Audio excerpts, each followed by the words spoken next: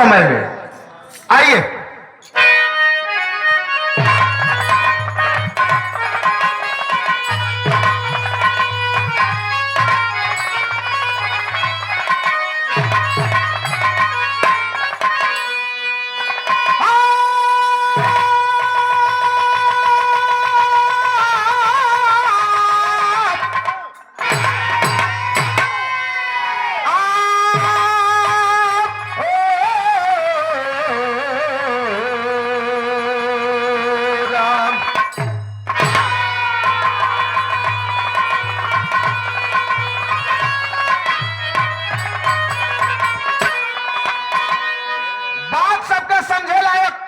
लिखले हुए नागरणी हमारे गुरुजी कवि शिरोमणि कवि हृदय सम्राट स्वर्गीय चंद्रिका गुरुजी का लिखलन।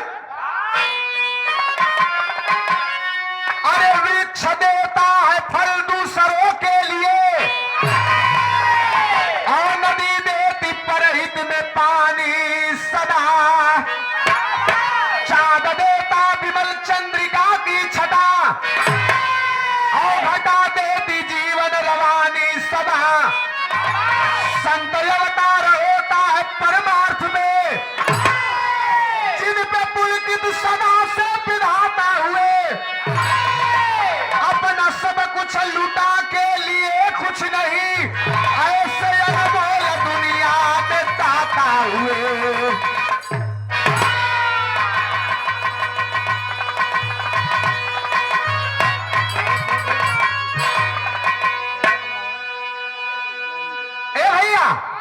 ये बड़ा धर्मधारी धरती है हिंदुस्तान के, और यही हिंदुस्तान के धरती पे एक से एक संत एक से एक ऋषि महर्षि जन्म लेहलन, और इसी धरती पे एक से एक वीर भी पैदा भइलन।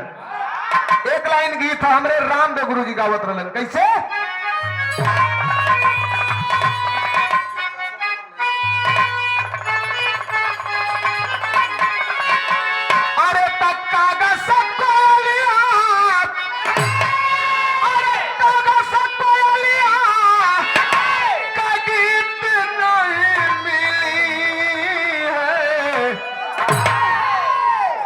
खोजल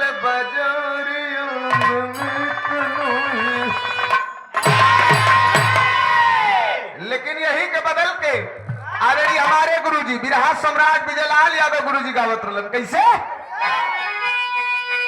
अरे तत्पावर बसंत से अरे पहाड़ जनी मांगा बिरहित पप्पी और प्योर जनी मांगा। ज्ञानी चचा कभी बता दे वो का गावल। अरे समय अरे समय से पानी भी अरे शराब हो जाला, अरे कभी कभी पाथरा गुलाब हो जाला, कभी कभी पाथरा गुलाब हो।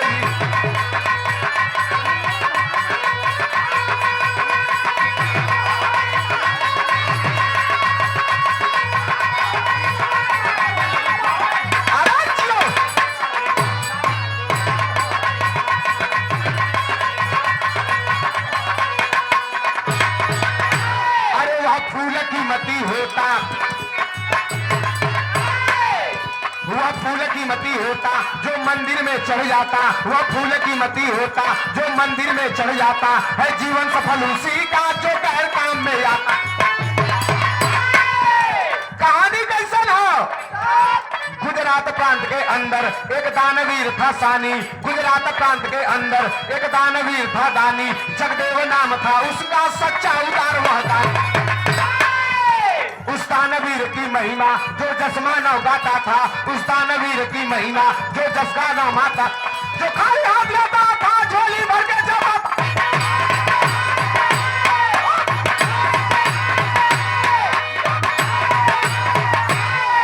शेर होगा। अरे भैया गुजरात के अंदर एक दानवीर जिनका नाम रहल जगदेव, और जगदी इतिहास का बात था, सबके समझा लायक। उ जगदेव बहुत पैसा वाला बड़का राजा या धन पशु ना रहलन, लेकिन जितना में रहलन दान से पीछे ना हटे। जे उनके किया आवे चवन कुछ उनके आते जुरा दान जरूर दे देव। उनके दान का महिमा तीनों लोक 14 भुवन में गुजरत रहल की बारे जगदेव वाह। और वही नगरी में एक थे काली माई का पुजारी रहल जौने का नाम रहे भाटिन। एक दिन भाटिन वो नगर के राजा के पास पहुंचल तो भयल का तर्ज लगल।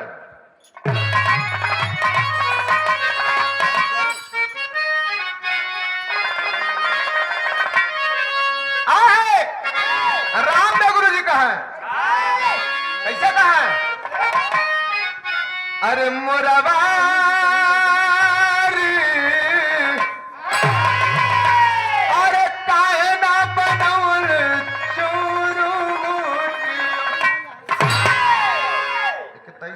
माइक वाले भैया एम तनी ट्रेबल डाला, रोज रोज गौते बाड़ी जा। हेलो हेलो सिटी कंट्रोल रहा, गेन खोलने हुआ ठीक आवा। अरे तो रही वही नगरी में, अरे रही वही नगरी में, अरे भाटने का सुगरी सजनी।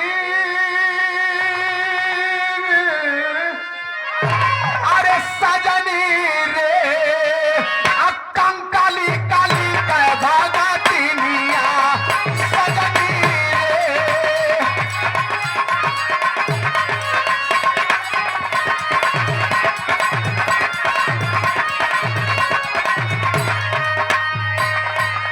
अरे एक दिन कंकाली भाटी में मांगे बादल बनवा, अरे गई वही नगारी के राजा के समाना। अरे तो राजा दरबार पीछे, अरे राजा के समाना। अरे सजनी रे, अरे गाँव जगते की रीतिया सजनी रे।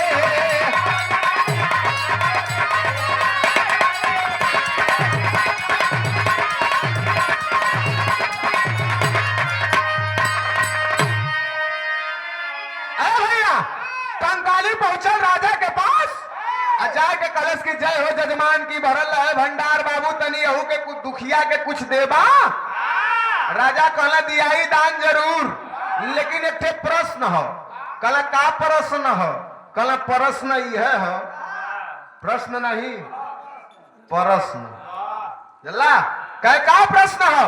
क्या प्रश्न यही है कि हमसे बड़ियार कोई दानी हो इस धरती पे?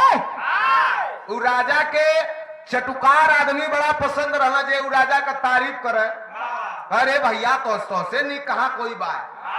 राजा उसे बड़ा खुश रहे कि नहीं बहुत बढ़िया आदमी है। जे कहे कि अरे तुम्हारी कामना नहीं खकले के जल्दी से फांसी चढ़ा दा। सुन कंकाली कलश की देखा हम तो हर चटुकारिता करे ना आयल है, हमके दान दा हम चली। कहे दान देव लेकिन बताओ हमसे बढ़ियार कोई दानी हो कि ना? कलश देखा सत्य बड़ा कड़ुआ होला, कल हमके कड़ुए पसंद है। ते बोल कहे कि अगर सत्य सुनल चाहत हुआ तो तोहरे ही राज्य में तोहरे ही नगर में रहे वाला एक अदना आदमी तोहसे बढ़ियार दानी हो, ओकर कीर्ति तीनों लोक में गुजरत है। बस कौन है?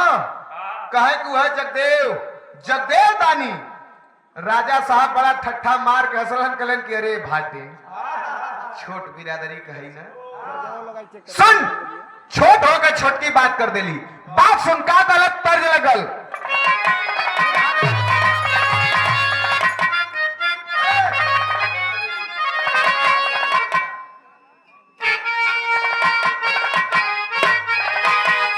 तर्ज है कौनो दुल्ही के दुल्हा बड़ा चौचक नशा करत रहलन। नशा कह के घरे आवे तो मेहरारू से कहे कि घरे का बनौले है? पहले ही बता चच्चक ठे लौकत है त असली कवन है ई बता। मेहरुआ कलश की का कहीं माई बाबू के कौनो निबोहरा के हाथे बांध देना हम। कहा का बनल हो, कहीं ये परोरा हो। आवा तो परोरा ले के सान के आधा खाए आधा गिरावे, सूत जाए। मेहरारू बड़ा परेशान रहल। कहलस का अरे तयगिला गोसैया तोरी, अरे अगिला गोसैया तोरे, अरे नासा के पियाई में अरे कितना दुरूद होला, अरे कितना दर्द होला मोरी कलाई में। ओरिजिनल हो।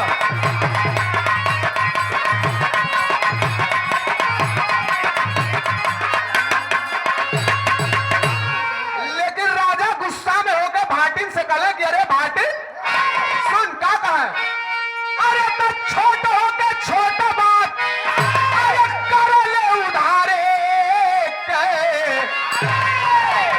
अरे छोट होके छोटा बात कर ले उधारे के, अरे शेर आगे गुन गावा पागली सियारे के, शेर आगे गुन गावा पागली।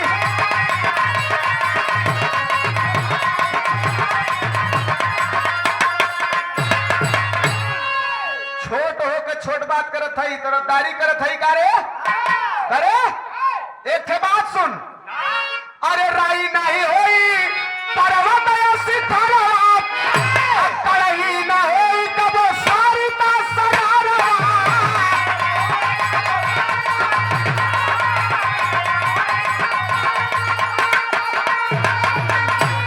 अरे भूतवा,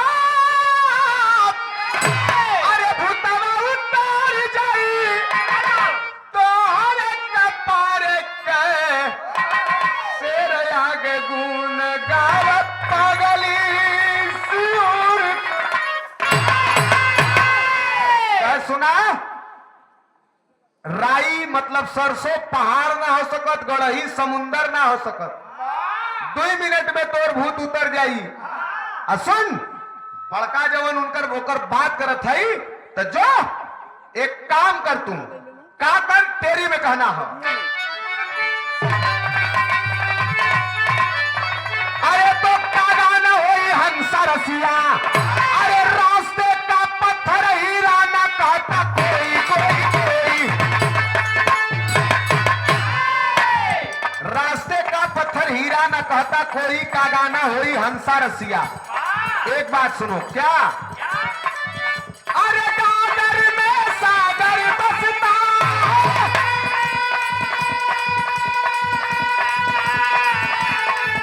इसमें है कोई बोल नहीं, अरे लेकिन तो सेवा विभूत का सागर देता है बोल नहीं, अरे बोले राजा जाओ भाट,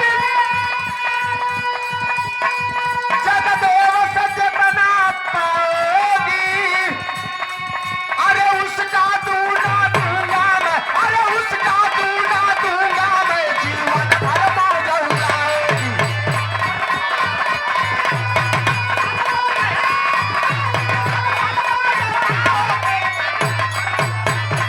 अरे जियो। राजा साहब कहलन की ये भाटी एक काम कर, ता हइया हई हम हइया हई जगदेव भी हइया हुआ, अब परीक्षा लिया जाओ। कहे का करी, कहे जा भाटिन से राजा कहलन की जा जगदेव दानी से दान मांग के लेके आवा। और सुना जवन दान मांग के लिए वो ठीक होकर दूना तो होके हम दान देव। भाटिन कलश का कुल लफड़ा पालत हुआ, कह नहीं अब पलही के पड़ी हमने, तू जो मांग के लेके आओ। भाटिन कलश तो दूना देबा न, कह हाँ 3 बार वचनबद्ध कराई के भाटिन चलल ह। और जब भाटिन चलल तब पॉपट में कहना हो,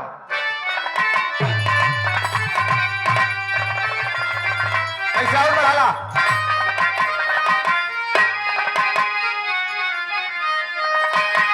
अरे तगई भाटिन कैसे आओ लेला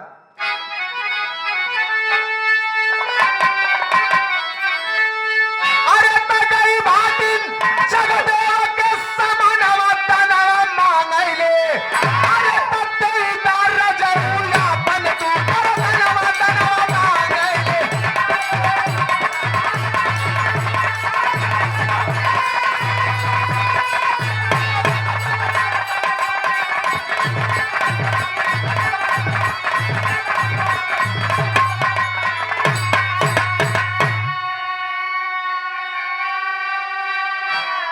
भाटिन सवेरे सवेरे पहुंच गई जगदेव दानी के पास। जगदेव दानी घरों में रहलन। और जब जगदेव दानी भाटिन के देखलन तभी नम्रता के साथ हाथ जोड़ के कहलन कि माई इतना सवेरे कैसे हमारे कोई चली अयलू कौनो काम या ऐसा ही घूमत टहरत चली अयलू। भाटिन कलश की घूमत टहरत ना है कुछ काम है हो कहे का कहे हमार दान चाहत हो कहे माई दान का दे ही कहे कि बेटा इज्जत दाव पे लगल हो राजा साहब के हम इज्जत दाव पे लगल हो हमके दान में तोहार मूड़ी चाहत है यह सर गर्दन काट के अपन मूड़ी हमके दे दा। भाटिन का बात सुन के जगदेव कहलन कि अब्बा ले ला और जैसे तलवार निकाल के गर्दन काटे चलत हूँ तब तक भाटिन कलश की 1 मिनट रुका शादी भइल है कि ना तोहार कलम आई भइल है कल जब भइल है तो इस शरीर का मालिक तू अकेले ना हुआ तोहार अर्धांगिनी तोहरे आधा अंग का मालकिन है तोहार पत्नी पहले वहू से पूछला अगर ओकर राजीनामा ना रही वो ओके एतराज रही तो तोहार दान व्यर्थ हो जाई जा मेहरारू से पूछ के आवा पहले। जगदेव दानी पहुंचलन दौड़ल दौड़ल अपने पत्नी से सारी बात कहलन देखा मेहरारू होए तो ऐसन का कहलस बोली गोरी साजन मेरे अब क्यों तेरा लगाते हो अरे घर आने जाने में ही अरे आप कहीं मर जाते हो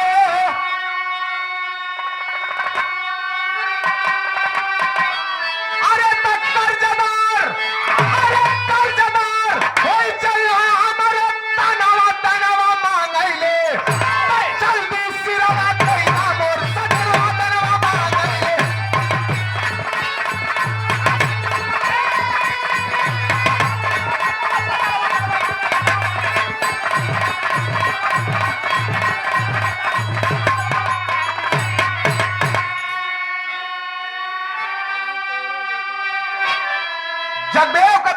जगदेव दानी की पत्नी कलश के सुना कहो तो से दान मांगे एलिन है तो तू हमरे लगे इला पूछे ये बतावा मेहरारू का मालिक मर्द होलन कि मर्द का मालकिन मेहरारू होलन मर्द हमेशा ऊपर रहलन तू हमके बियाह के लियाल हुआ हमार मालिक हुआ पति परमेश्वर हुआ तोहरे आदेश का पालन हम करब न कि तोहरे आदेश हमरे आदेश का पालन तू करबा। जगदेव कहला कि हम आदेश को ना लेवे आल है तोहार इच्छा जानल चाहत है कहे कि नहीं नहीं जौने तोहार जौने में तू खुशी है जौने में तोहार खुशी वही में हमारो खुशी है जा जल्दी अगर सिर मांगत है तो सिर दे दा यही बहाने तोहार बन्नत हो। राजा साहब इज्जत राजा साहब के दरबार में इज्जत दाव पे है। जगदेव दानी अलन तुरंत गर्दन काट के कलन की माई अब्बा तू दान लेला गर्दन काट के दे दिलन भाटिन की तब भयल का आल्हा में कहना है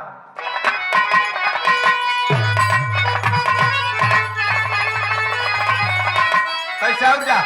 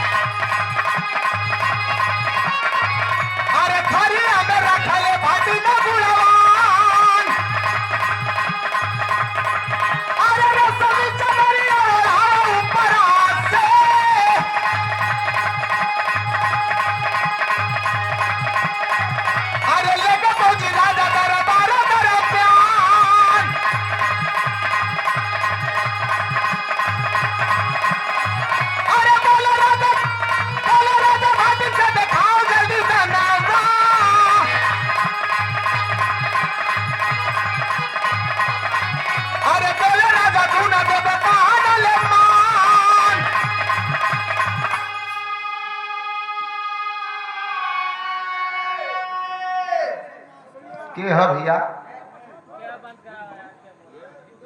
या तो अच्छा आराम से। राजा हरिश्चंद्र सपना देखले रहलन कि हम सपना में अपन सारा राजपाट दान में दे देली, और राजा हरिश्चंद्र सपना देखते देखलन और सवेरे पूरा अपन राज दान में दे देलन अपने पत्नी सव्या, और राजा हरिश्चंद्र और पुत्र रोहित को लेकर के राज्य से निकल गए। तीनों लोग 14 भुवन में घूम दहलन, कोई राजा के खरीदा वाला ना मिले, लगर केहू खरीदलस। धर्मधारी धरती, आस्था की नगरी, यही काशी में डोम राजा जिनकर नाम हो कल्लू डोम, आज भी उनकर परिवार हरिश्चंद्र घाट पर रहला।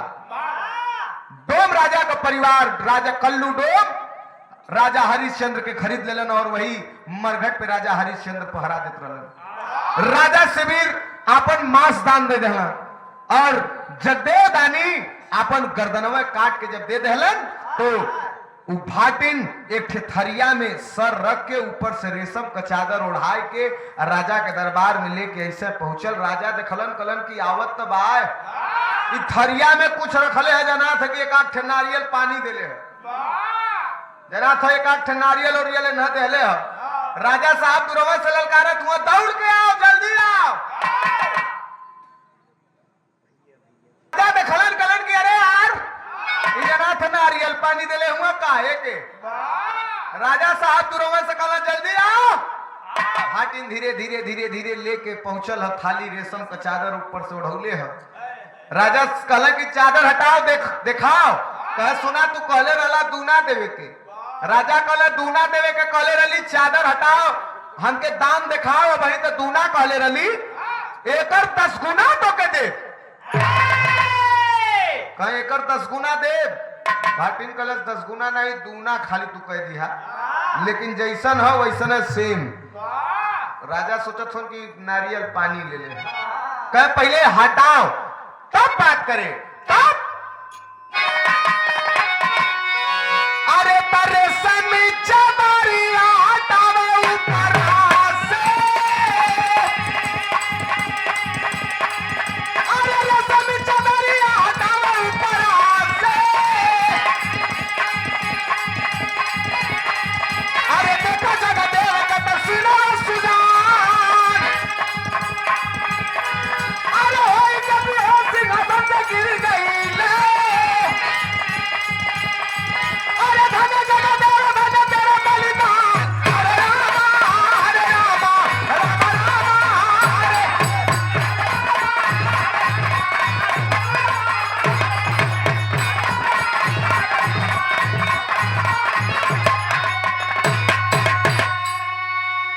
ए भैया, राजा के कहले पे कलश दूना देबा न, कला हाँ दे, 3 वचनबद्ध करौलस, और ओकरे बाद रेशम का जब चादर थरिया पर से हटौलस, राजा देखला मुहवा बवाए गई, लखिया फाट गई।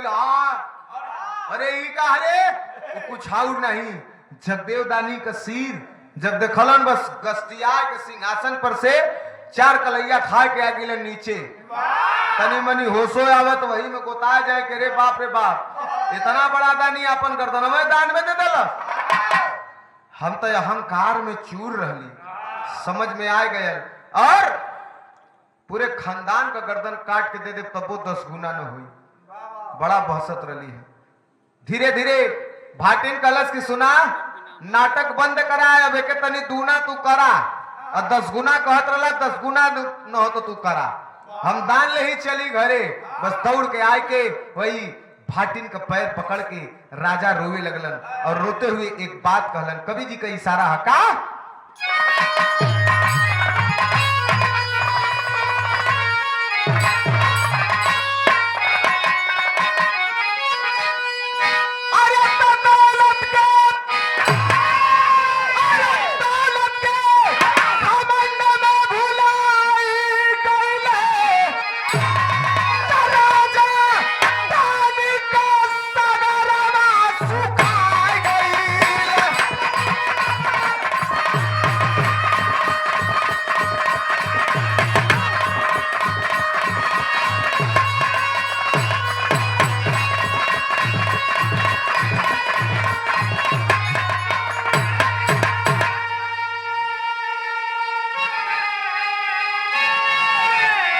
दौलत के घमंड में भुलाए गई राजा दानी के सगरवा सुखाए गई। दौलत के घमंड में चूर राजा माफी मांगे लगलन कि माँ मेरे अपराध को क्षमा कर दो। भाटिन कलश की अब माँ हो गई। अब वही ने कहत रहला कि छोट हो के छोट बात करत है। अरे भाटिन यहाँ आओ वहां जो। अब वही का माँ हो गई। कह माई अपराध हो गल हमसे, घमंड में चूर रही, बहुत बड़ा अपराध हो गल, हमरे अपराध के क्षमा करा करत। और अपराध के चक्कर में एक दानवीर धरती से चल गई। इनकर का करी है? कलम माई गलती हो गल, हमरे अपराध के क्षमा कल जाए। राजा साहब माफी याचना करे लगलन, माफी मांगे लगलन। तब भाटिन एक काम कैलस, काली माई के बहुत बड़ी पुजारी रहल भाटिन। का कैलस? अरे जगदेव का सिर लेके चला बाबा टिलिया। अरे काली जी से मांगे जगदेव का जीवनिया।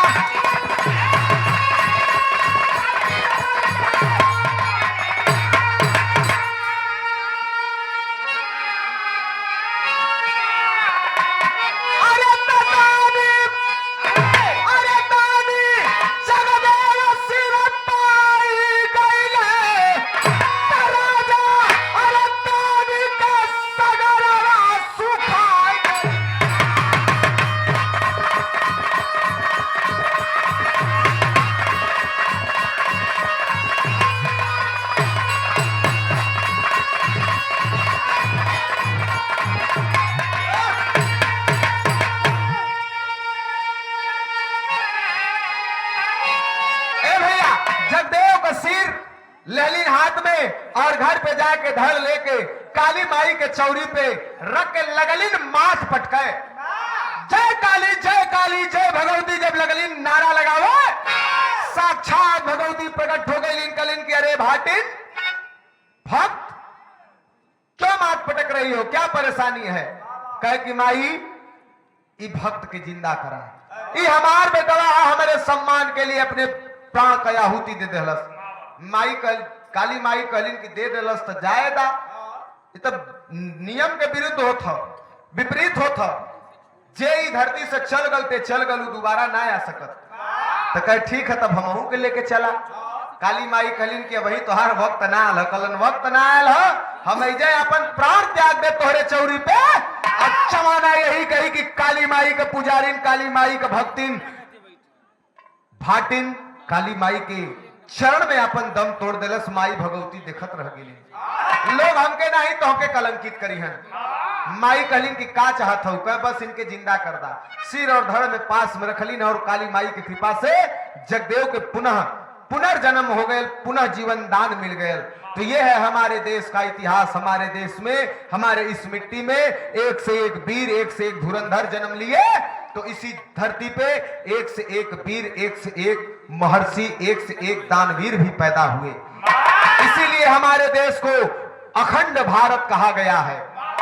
इतना बड़ा देश हो, इतना बड़ा पृथ्वी है, पृथ्वी पे न जाने कितना देश बा। और इतना देश में देवी देवता लोगन का जब इच्छा करेला मनुष्य योनि में धरती पे आवे के, तो उ लोगन के सबसे ज्यादा पसंदीदा अगर कोनो देश हो तो उ है भारत। और भारत के अंदर सबसे ज्यादा पसंदीदा अगर कोनो जिला हो, कोनो प्रदेश हो तो उत्तर प्रदेश। जला मथुरा में कृष्ण भगवान, अयोध्या में राम जी, तमाम प्रमाण हो। प्रयागराज में जइबा तो गंगा जमुना सरस्वती तीनों मतारिन का संगम हो। काशी में लोग आवलन, हमरा तो हमार तो घरवे बा। मणिकर्णिका घाट पे लाइन लगा के 1-2 साल का आदमी बुक करके रहत हो, वही जाए किराया पे रूम लेके कि हमार प्राण काशी में निकली तो तर जा। जला बाढ़ आवेले तो लाइन लग जाला, टोकन मिलेला, पारी पारा सबकर लाश जरेले। ये है हमारे देश का इतिहास और ये हमारा देश आस्थावान देश है। आइए